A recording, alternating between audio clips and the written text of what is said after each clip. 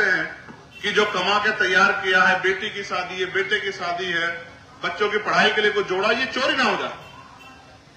चारों तरफ इस तरह का माहौल बना हुआ है कि कोई सुनवाई नहीं हो रही।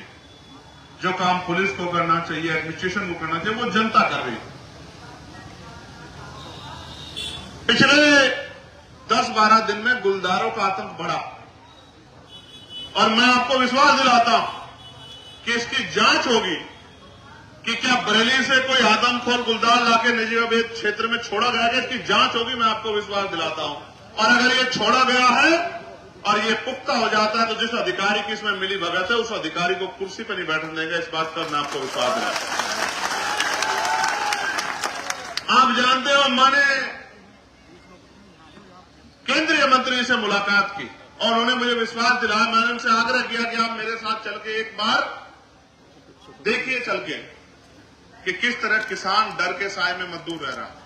मैंने उनको बताया कि लोग अपने बच्चों को स्कूल नहीं भेज पा रहे हैं, डर रहे हैं कि भेजेंगे स्कूल और जाएगा शमशान, कब्रिस्तान। महिलाएं खेतों पे नहीं जा पा रही। क्षेत्र में 2 तरह से लोगों के घर चल रहे हैं। पहला, किसानी के जरिए। अब किसानी में एक प्राकृतिक मार जो आई, मैंने आपको बता दिया कि बाढ़ से, खो के पानी से कितना नुकसान हुआ है और कोई मुआवजा नहीं मिला। लेकिन दूसरा, जो फसल खड़ी हुई है उस फसल को समय पे ले नहीं पा रहे हैं क्योंकि डर रहे हैं। किसान कमजोर होगा तो मजदूर अपने आप कमजोर हो जाएगा, क्योंकि किसान और मजदूर एक कड़ी से जुड़े हुए हैं। किसान के खेत में फसल होगी तो उसकी उस फसल से उस मजदूर का घर भी चलेगा। जब किसान नहीं आगे बढ़ पा रहा तो मजदूर कैसे आगे बढ़ेगा। और इस पूरे क्षेत्र में एक बहुत बड़ी आबादी वो भी है जो खेत से घास लाके दूध बेच के अपने घर को चलाती है, एक बहुत बड़ी आबादी। अब इस डर के साए में जान को जोखिम पे डाल के वो महिला अपना घर चलाने के लिए खेत में जा रही है और जब खेत में जाती है तो खबर आती है कि गुलदार उनको रास्ते में उठा ले गया। और एक फोटो मैंने देखी थी, मैं तड़फा था उस फोटो को देख के कि एक बच्ची का मुंह नहीं था, पूरा मुंह नोच लिया था, उसका पैर अलग कटा हुआ पड़ा था, उसका हाथ अलग कटा हुआ पड़ा था।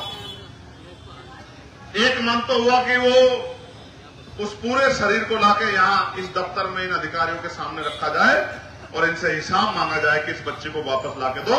क्या 5 लाख रुपए में ये बच्ची वापस लाई जा सकती है क्या? लेकिन अपने पद की गरिमा के अनुसार मैंने बात की कि आप इसमें कार्रवाई करो और हमें विश्वास दिला गया कार्रवाई होगी। मैंने लेटर लिखा तो वाइल्ड लाइफ इंस्टीट्यूट देहरादून की टीम एक यहां आई, लेकिन क्योंकि जान जा रही थी गरीब किसान मजदूर की, कहते हैं अमीर मरता है तो कानून बदलते हैं और गरीब मरता है तो मजाक उड़ती है। मजाक उड़ी और उसके बाद चैन से फिर सब लोग बैठे। अब सवाल यह है कि ये जुल्म कब तक? जैसा मैंने कहा कि पानी सर के पार हो गया, अब इस पे कोई ठोस कदम उठाने की जरूरत है। और मैं जानता हूं अगर मुझे एक पंजा लगेगा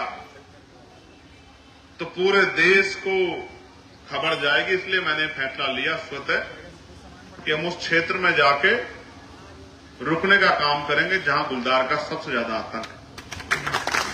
एक सेनापति होने के नाते, एक नेता होने के नाते, इस क्षेत्र का प्रतिनिधि होने के नाते मैं अपने दूसरे भाइयों की जान को जोखिम में नहीं डाल सकता कि वो जाएं और उस गुलदार प्रभावित क्षेत्र में जाकर रुके। इसलिए मैंने फैसला लिया कि जो आफत आएगी सबसे पहले उसको आएगी जिस पे आपने भरोसा किया है, जिसको आपने ताकत दी। इसलिए हम वहीं जाकर रुकेंगे। रात का रात्रि निवास हमारा वहीं होगा। जो मुसीबत आएगी उसका सामना हम करेंगे। मैंने पिछले जिलाधिकारी थे उनसे कहा था, जब नेटोर क्षेत्र में गुलदार का आतंक बचा था, मैंने उनसे कहा कि आप एक कुछ मत करो, एक ही काम कर दो कि आप किसानों को और ग्राम प्रधानों को आर्म्स लाइसेंस दे दें कि जरूरत पड़ने पे वो अपनी जान की रक्षा स्वयं कर सके। लेकिन सरकार इतनी हिम्मत नहीं जुटा पाई कि लोगों की जान की रक्षा हो सके और उन्होंने मेरी इस बात को नहीं माना। इसके बाद कई लोगों की जान गई और इस पिछले 15 दिन में जो 3-4 लोगों की जान गई है, इसने अंदर तक हम सब लोगों को हिला के रख दिया।